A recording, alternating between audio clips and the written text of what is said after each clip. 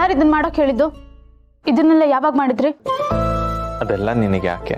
ರಾಗಿ ರೊಟ್ಟಿ ಅಂದ್ರೆ ನಿನಗೆ ತುಂಬಾ ಇಷ್ಟ ಅಲ್ವಾ? ಅದೆಲ್ಲ ನೀನು ಕೇಳೋ ಹಾಗೆ ಇಲ್ಲ, ಸುಮ್ಮನೆ ತಿಂತಾ ಇರಬೇಕು ಅಷ್ಟೆ. ನನಗಿದೆಲ್ಲ ಏನು ಬೇಡ, ನನಗೆ ಹೊಟ್ಟೆ ತುಂಬಿದೆ. ಹೆಂಡತಿಗೆ ಗಂಡನ ಕೈಯಾರೆ ಏನಾದ್ರು ಮಾಡಿಕೊಟ್ರೆ ಇಷ್ಟ ಆಗುತ್ತೆ ಅಲ್ವಾ? ಸುಮ್ಮನೆ ತಿನ್ಬೇಕು ಲಡ್ಡು. ಆದರೆ ನಿಮ್ಮನ್ನು ನಾನು ಪರವಾಗಿಲ್ಲ, ನೀನು ನನ್ನ ಗಂಡ ಅಂತ ಅನ್ಕೊಂಡಿಲ್ಲ ಅಂದ್ರೂ ಪರವಾಗಿಲ್ಲ, ನನಗೆ ಆ ಸ್ಥಾನ ಸಿಕ್ಕಿಲ್ಲ ಅಂದ್ರೂ ಪರವಾಗಿಲ್ಲ. ನಾನು ಮನೆಯವರ ಎದುರುಗಡೆ ನಿನ್ನನ್ನು ಮನಸ್ಸಾಕ್ಷಿಯಾಗಿ ಹೆಂಡತಿ ಅಂತ ಒಪ್ಕೊಂಡಾಗಿದೆ. ನನ್ನ ಕರ್ತವ್ಯ ನಾನು ಮಾಡಲೇಬೇಕಲ್ವಾ? ಸುಮ್ಮನೆ ತಿನ್ನು. ನನಗೆ ಬೇಡ. ನೀನು ತಿನ್ನಲೇಬೇಕು ಅಷ್ಟೇ.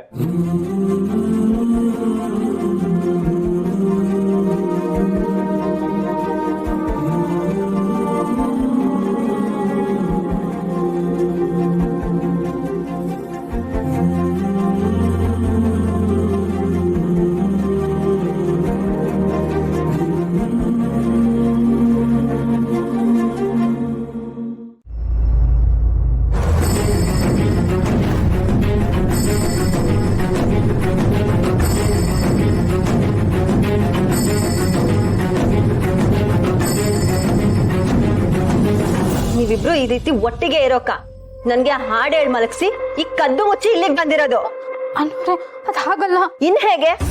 ಊಟ ಆಯ್ತಾ ಅಂತ ಕೇಳ್ದೆ ತಾನೆ, ಆಮೇಲೆ ಮಾಡ್ತೀನಿ ಅಂತ ನೆಪ ಹೇಳಿ ಈಗ ಶೌರ್ಯನ ಹತ್ರ ತಿನ್ನಿಸ್ಕೊಳಕ್ ಇಲ್ಲಿಗೆ ಬಂದಿದ್ಯಾ? ಶೌರ್ಯ ನನ್ಗೆ ಪಿಜ್ಜಾ ಮಾಡಿದಾನೆ ಅಂತ ಮಂಗ್ಪೂದಿ ಹಚ್ಚಿ ಈಗ ಅವನ್ ಕೈಲೇ ರಾಗಿ ರೊಟ್ಟಿ ಮಾಡಿಸ್ಕೊಂಡು ತಿಂತಾ ಇದ್ಯಾ? ಅದು ಅವನೇ ತಿನ್ಸ್ಬೇಕು ಅಲ್ವಾ? ನೀವಿಗೆಲ್ಲ ನಡ್ಕೊಳ್ಳೋದೇ ಆದ್ರೆ ಕದ್ದು ಮುಚ್ಚಿ ಯಾಕೆ ಮಾಡ್ಬೇಕು? ಅನು ಸುಮ್ಮನೆ ಏನೇನೋ ಅನ್ಕೊಂಬೇಡ. ಒಂದ್ ನಿಮಿಷ ನನ್ನ ಮಾತನ್ನ ಕೇಳು. ಕೇಳಕ್ ಇನ್ನೇನು ಉಳ್ದಿಲ್ಲ ಶೌರ್ಯ, ಎಲ್ಲಾನು ಕಣ್ಣಾರೆ ನೋಡ್ತಾ ಇದ್ದೀನಲ್ಲ. ನಿನ್ಗೆ ನಾನೇ ಇಷ್ಟ ಅನ್ನೋ ತರ ನನ್ ಮುಂದೆ ಚೆನ್ನಾಗಿ ನಾಟಕ ಆಡ್ತೀಯ, ಆದ್ರೆ ನನ್ ಕಣ್ಣಿಗೆ ಕಾಣಿಸ್ದೇ ಇರೋ ಹಾಗೆ ಇವಳ ಜೊತೆ ಚೆನ್ನಾಗೇ ಇದೆಯಾ? ನೀನು ಈ ರೀತಿ ಮಾಡೋನೆ ಅಲ್ಲ ಶೌರ್ಯ, ಆದ್ರೆ ನೀನ್ ಈ ರೀತಿ ಮಾಡೋ ಹಾಗೆ ಇವಳೆ ನಿನ್ಗೆ ಹೇಳ್ಕೊಟ್ಟಿದ್ದಾಳಲ್ವಾ? ಅಯ್ಯೋ ದೇವ್ರೆ, ನೀವು ತಪ್ಪು ತಿಳ್ಕೊತಿದ್ದೀರಾ ಅನ್ನೋರೆ. ನಾನು ಇವರಿಗೆ ಆ ಥರದ್ದು ಏನೂ ಹೇಳ್ಕೊಟ್ಟಿಲ್ಲ. ಮತ್ತೆ ನಾನು ಊಟ ಮಾಡ್ಬೇಕಿದ್ರೆ ನೀನು ಊಟ ಮಾಡ್ಬೋದಿತ್ತಲ್ವಾ? ನನ್ನ ಆ ರೀತಿ ಮಲಗಿಸಿ ಈಗ ನೀವಿಬ್ರು ಸಪ್ರೇಟ್ ಆಗಿ ಬಂದಿದ್ದೀರಾ ಅಂದ್ರೆ ಏನರ್ಥ? ಇವಳ ಪ್ರಕಾರ ನಾನು ಈ ಮನೆಗೆ ಮೂರನೇವಳು, ಇವಳು ಮಾತ್ರ ನಿನಗೆ ಹೆಂಡತಿ ಆಗ್ಬೇಕು. ಆದ್ರೆ ಮನೆಯವ್ರು ಎಲ್ರು ಮುಂದೆ ಒಳ್ಳೆಯವಳಾಗ್ಬೇಕು ಅಂತ ನನ್ನ ಚೆನ್ನಾಗಿ ನೋಡ್ಕೊಂಡು ಮರೆಯಲ್ಲಿ ನಿಂತಿ ನಿನ್ನ ಮರಳು ಮಾಡ್ತಿದ್ದಾಳೆ. ಇಲ್ಲ ಇಲ್ಲ ಅನ್ನೋರೆ, ನನ್ನ ಮನ್ಸಲ್ಲಿ ಆ ಥರದ್ದು ಯಾವುದೇ ಉದ್ದೇಶನೂ ಇಲ್ಲ. ನನ್ನ ಹಣೆಗೂ ನನ್ನ ಮನ್ಸಲ್ಲಿ ಆ ಥರದ್ದು ಯಾವ ಆಸೆನೂ ಇಟ್ಕೊಂಡಿಲ್ಲ ನಾನು. ಛೇ, ಮಾತಾಡ್ಬೇಡ. ಇಂಥ ಮಾತುಗಳನ್ನ ಆಡಿ ಶೌರ್ಯನ್ ತಲೆ ಕೆಡಿಸಿದ್ಯಾ ನೀನು? ಇದನ್ನೆಲ್ಲ ನಾನು ಇನ್ನೂ ನಂಬೇಕಾ? ನಾನು ಇದನ್ನೆಲ್ಲ ಎಕ್ಸ್ಪೆಕ್ಟೇ ಮಾಡಿರ್ಲಿಲ್ಲ. ಮೋಸ, ನೀವಿಬ್ರು ನನಗೆ ಮೋಸ ಮಾಡ್ಬಿಟ್ರಿ.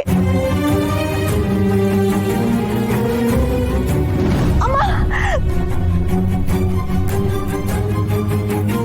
ಆಯ್ತಾ? ಇವಾಗ ಸಮಾಧಾನ ಆಯ್ತಾ? ನಾನು ಎಷ್ಟು ಹೇಳಿದ್ರು ನನ್ನ ಮಾತು ನೀವು ಕೇಳೋದೇ ಇಲ್ಲ. ನೀವು ಮಾಡೋ ಕೆಲ್ಸಗಳಿಗೆ ಕೆಟ್ಟೋಳಾಗ್ತಿರೋದು ನಾನು. ಖುಷಿ ಪಡಿ, ಎಲ್ಲರ ಮನಸ್ಸಿಗೂ ನೋವು ಮಾಡಿ ಖುಷಿ ಪಡಿ. ಲಡ್ಡು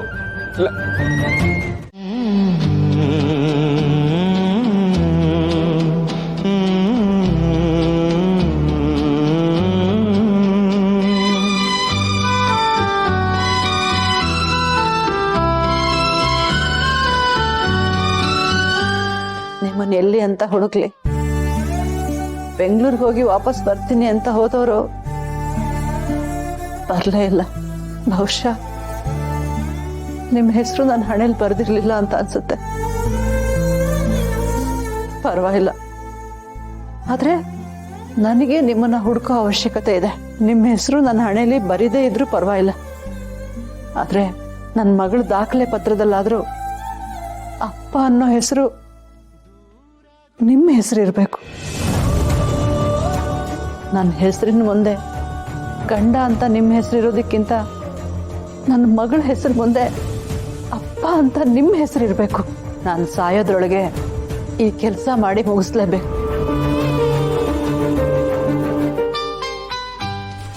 ಅಯ್ಯ ಮೂರೊತ್ತು ಈ ಡಬ್ಗಳನ್ನ ಇಟ್ಕೊಂಡು ಕುಯ್ಯೋ ಅಂತಿರ್ತೀಯಲ್ಲೇ ಇದು ಬೇರೆ ಗೊಳೋ ಅಂತ ಅಳ್ತಿರ್ತದೆ.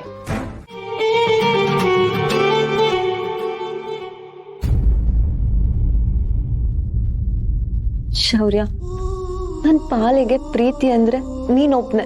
ನನ್ಗೆ ನಿನ್ನನ್ ಬಿಟ್ಟು ಬೇರೆ ಪ್ರಪಂಚನೇ ಇಲ್ಲ. ನನ್ ಜೀವನದಲ್ಲಿ ನೀನಿಲ್ಲ ಅಂತ ಕಲ್ಪನೆ ಕೂಡ ಮಾಡ್ಕೊಳ್ಳೋದಕ್ಕಾಗಲ್ಲ. ನನ್ ಜೀವನದ ಗುರಿ ಒಂದೇ, ಅದು ನಿನ್ನನ್ನ ಪಡ್ಕೊಳ್ಳೋದೇ ಆಗಿತ್ತು.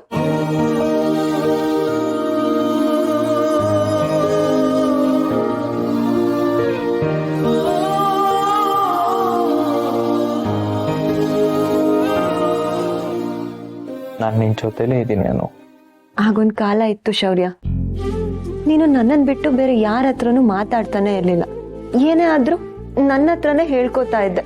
ಆಗೆಲ್ಲ ನಾನು ಎಷ್ಟು ಅದೃಷ್ಟವಂತೆ ಅನ್ಸಿತ್ತು. ನಾನು ನಿನ್ಮೇಲೆ ಪೊಸೆಸಿವ್ ಕೂಡ ಆಗಿದ್ದೆ. ನಿನ್ಗೆ ನಾನು ಒಬ್ಳೆ ಪ್ರಪಂಚ ಆಗ್ಬೇಕು ಅಂತಾನು ಅನ್ಸಿತ್ತು. ಆದ್ರೆ ಈಗ ನಿನಗ್ ಮದ್ವೆ ಆಗಿದೆ ಅಂತ ಗೊತ್ತಿದ್ರು ನೀನೇ ಬೇಕು ಅಂತ ಹಠ ಮಾಡಿ ನಿನ್ನ ಮದ್ವೆ ಆದೆ. ಪೊಸೆಸಿವ್ನೆಸ್ ಅನ್ನೋದು ಮರ್ತು ನಿನ್ನ ಪಡ್ಕೊಂಡ್ರೆ ಸಾಕು ಅನ್ಸಿತ್ತು. ಅಂತೂ ನಾನು ನಿನ್ಗೆ ಹೆಂಡತಿ ಆದೆ. ನನ್ ಜೀವನಾನೇ ನಿನ್ಗೆ ಒಪ್ಪಿಸ್ದೆ. ಆದ್ರೆ ಈಗ ನೀನ್ ನನ್ನವನೇ ಆದ್ರೆ ಸಾಕು ಅನ್ಸುತ್ತೆ ಶೌರ್ಯ.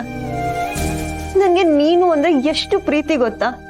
ಅದಕ್ಕೆ ಅವಾಗ ಹೀಗೆಲ್ಲ ಬಿಹೇವ್ ಮಾಡ್ತೀನಿ. I love you Shaurya. I love you so much.